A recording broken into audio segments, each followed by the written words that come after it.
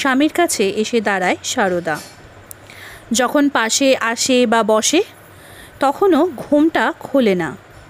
কি করে সলতেটি রাখতে হয় প্রদীপে তা থেকে শুরু করে কি করে চলতে হয় ট্রেনে, নৌকায়, সব তাকে শেখায় রামকৃষ্ণ।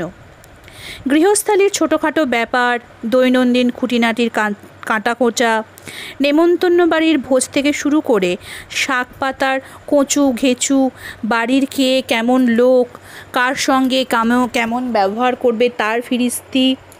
শুধু নিজের বাড়িতেই বা কেন, ধরো আর কারো বাড়ি বেড়াতে গেলে তখন সেখানেই বা কেমন ধারা চলবে ফিরবে জেনে রাখো। আমি না হয় টাকা ছুঁই না, কিন্তু তোমার হাতে তো টাকা আসবে, করতে হবে দেবতা অতিথিদের সেবা, কত ভক্ত বন্ধুর পরিচর্যা, সূক্ষ্ম করে হিসেব রাখবে মনে মনে।